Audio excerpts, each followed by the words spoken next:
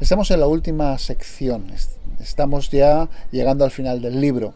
Estamos en los capítulos que van desde el 40, digamos, hasta la parte final, el 66. Estamos dentro de esa parte, en la tercera. Había una primera sección que todo lo que tocaba era doctrina de Dios, una segunda parte que era la doctrina de salvación, todo lo que toca, cuando hablábamos de aquel siervo de Jehová, aquella liberación del castigo a través del siervo, y ahora estamos en esa última parte que iría desde los capítulos 58 al 66. Es el primer sermón de esa parte que vamos a ver en el día de hoy. Para situarnos un poquito dónde está situado el pueblo, se ha acostumbrado, sigue exiliado como estaba antes, pero se ha acostumbrado a la situación que tiene. Están en una posición en la que ya, saben sus limitaciones, saben que tienen sus libertades coartadas, pero pueden ya relacionarse con Dios, tener sus cultos y su forma habitual de tener su adoración. ¿Qué es lo que sucede?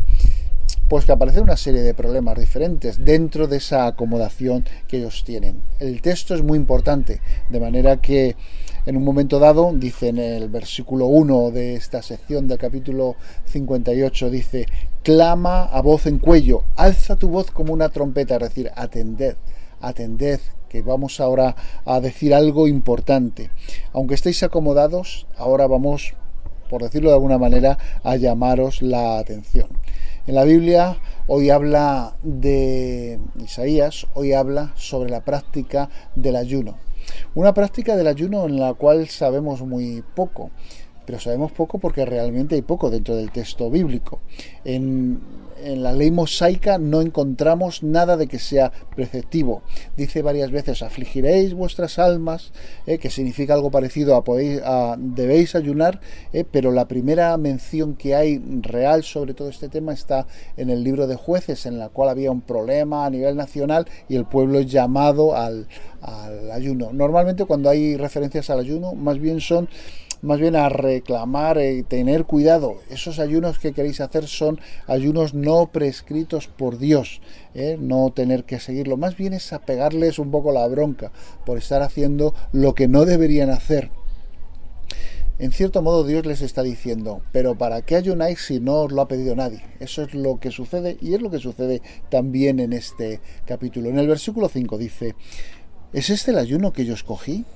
Que de día afligía el hombre su alma, que incline su cabeza como un junco, haga la cama con telas ásperas y de ceniza. ¿Llamaréis a esto ayuno, el día agradable a Jehová? La verdad que este ayuno al que se refiere es el ayuno que se hacía en la fiesta de expiación, el Yom Kippur, ¿no?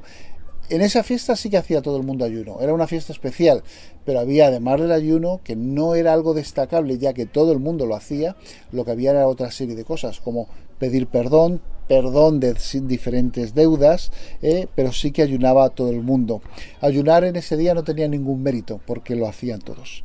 La práctica del ayuno ya la había también en otros pueblos. Lo que pasa es que, según vemos en los versículos 2 y 3, ellos ya no solo es que ayunen, sino que están pidiéndole cuentas a Dios, pidiendo una retribución por el ayuno que estaban haciendo. Dice: ¿por qué ayunamos y no hiciste caso? Ayunamos nuestras almas y no te diste por entendido. Es decir, le están diciendo: pero Dios, ¿qué pasa contigo? Que estamos ayunando, ¿por qué no cumples lo que nosotros queremos decir? Que no te enteras, Señor. Hay una mala comprensión claramente de esta práctica, o una confusión, como queráis verlo, sobre la utilidad del ayuno. La práctica del ayuno en sí, el fondo o el fin que tenía era privarse de algunas cosas materiales para ir a unos banquetes espirituales, dedicarle tiempo a la oración. Ese era el sentido que tenía el ayuno, no ofrecer un sacrificio para obtener una retribución. Y de hecho a veces se practicaba mal. Como se practicaba mal, no tenía desde luego el resultado adecuado. Pero bueno, esto no solo le pasaba a los israelitas en ese momento. El rey David, en el Salmo 35, versículo 13, habla de un ayuno que hizo y que fue totalmente inútil. Dice: me vestí con ropas ásperas, afligí con ayuno mi alma, y mi oración se volvía a mi seno, es decir, a mi pecho, es decir, no tenía ningún resultado. En el Salmo 109, versículo 24, dice Mis rodillas están debilitadas a causa del ayuno y mi carne desfallece por falta de gordura. Yo he sido para ellos objeto de oprobio, me miraban y se burlaban de mí, meneaban su cabeza. Es decir, no tenía ninguna utilidad. El mismo Jesús también está recriminando a aquellos que practicaban el ayuno creyéndose más religiosos que los demás. Dice en Mateo 6:16, cuando ayunéis, no pongáis cara triste como los hipócritas que desfiguran sus rostros para mostrar a los hombres que ayunan. De cierto os digo que ya tienen su recompensa. Entonces, siguiendo con nuestro texto en Isaías, les recuerda lo que al Señor les agrada. Dice, el ayuno que yo escogí, ¿no es más bien desatar las ligaduras de la impiedad, soltar las cargas de la opresión, dejar ir libres a los quebrantados y romper todo yugo? Es decir, trabajar con libertad, luchar contra la opresión. La verdad es que cuando lees este texto te presentan a un Dios revolucionario con la sociedad.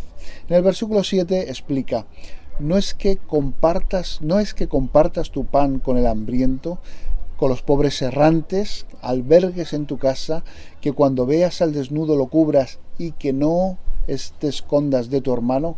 Es decir, el verdadero ayuno es que seas solidario, que ames al necesitado, que no te escondes de aquel que te está pidiendo ayuda, como muchas veces hacemos. La verdadera religión o el verdadero ayuno no es parecer necesitado, autocompadecerse de sí mismo y mostrar a todo el mundo lo afligido que estoy. Estamos hablando que el verdadero ayuno es reflejar el carácter de nuestro Señor. Es hablar con Jesús, es buscar la voluntad del Espíritu Santo en nuestras decisiones, las cuales a lo que nos van a llevar es a ayudar precisamente al necesitado, al practicar lo que también se llama caridad, pero no buscando una contrapartida.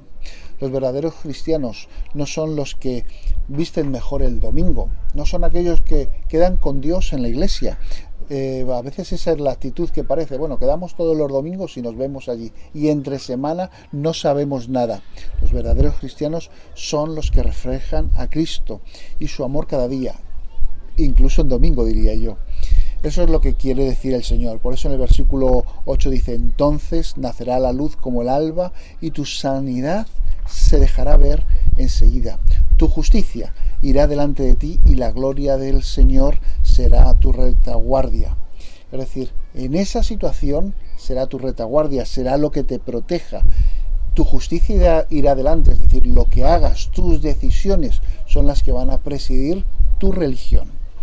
El texto se recrea precisamente luego viendo todo esto y en el versículo 9 nos da a entender qué es lo que sucede si cumples su voluntad. Dice, invocarás y te oirá el Señor, clamarás y dirá a él, heme aquí.